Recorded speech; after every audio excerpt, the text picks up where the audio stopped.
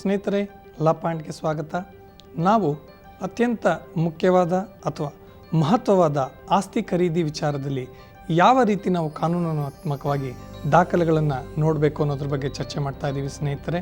ಅದರಲ್ಲಿ ಮೂಲ ಪ್ರತಿಗಳು ಅಂದರೆ ಒರಿಜಿನಲ್ ಡಾಕ್ಯುಮೆಂಟ್ಸ್ ಅಥವಾ ಇರ್ಬೋದು, ಅದು ಹೇಗೆ ಒಬ್ಬರಿಗೆ ಬರುತ್ತೆ ಅದನ್ನು ನಾವು ವೆರಿಫೈ ಮಾಡಬೇಕಾಗತ್ತೆ.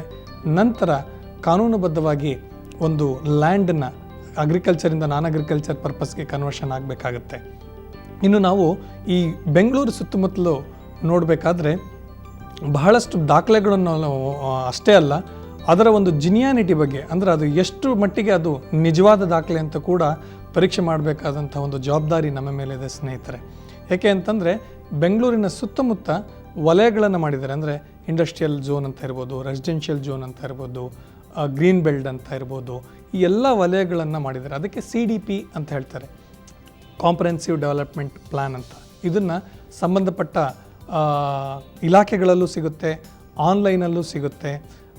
ಹಾಗಾಗಿ ಅವುಗಳೆಲ್ಲವನ್ನು ನಾವು ವೆರಿಫೈ ಮಾಡೋ ಜವಾಬ್ದಾರಿ ನಮ್ಮ ಮೇಲಾಗುತ್ತೆ. ಏಕೆಂದರೆ ಆ ಒಂದು ವಲಯದಲ್ಲಿ ಪರ್ಮಿಷನ್ ಇದ್ದರೆ ಮಾತ್ರ ಒಂದು ಲೇಔಟ್ ಮಾಡೋಕ್ಕಾಗತ್ತೆ, ಸೈಟ್ಗಳನ್ನ ಮಾಡೋಕ್ಕಾಗತ್ತೆ, ಅಥವಾ ಅಲ್ಲಿ ಅಪಾರ್ಟ್ಮೆಂಟ್ಸ್ ಕಟ್ಟೋಕ್ಕೆ ಸಾಧ್ಯ ಆಗುತ್ತೆ. ಆ ರೀತಿ ಕಾನೂನಾತ್ಮಕವಾಗಿ ಕಟ್ಟಿರುವಂಥ ಒಂದು ಮನೆ ಇರ್ಬೋದು ಅಥವಾ ಸೈಟ್ಗಳನ್ನು ನಾವು ಕೊಂಡಾಗ ಮಾತ್ರ ನಾವು ಅದನ್ನು ಯಾವುದೇ ರೀತಿ ಟೆನ್ಷನ್ ಇಲ್ಲದೆ ನಾವು ಎಂಜಾಯ್ ಮಾಡೋದಕ್ಕೆ ಸಾಧ್ಯ ಆಗುತ್ತೆ.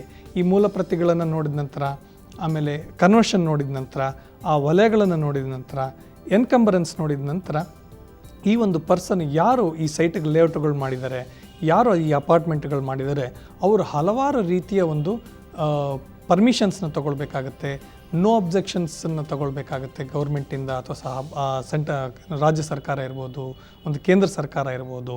ಈ ಒಂದು ಸಂಸ್ಥೆಗಳಿಂದ ಅವರು ಹಲವಾರು ಪರವಾನಗಿಗಳನ್ನು ಅವ್ರು ಪಡಿಬೇಕಾಗತ್ತೆ. ಅವುಗಳೆಲ್ಲದರ ಬಗ್ಗೆ ನಾನು ವಿವರವಾಗಿ ನನ್ನ ಮುಂದಿನ ಸಂಚಿಕೆಯಲ್ಲಿ ವಿವರಿಸ್ತೀನಿ ಸ್ನೇಹಿತರೆ. ನಮಸ್ಕಾರ.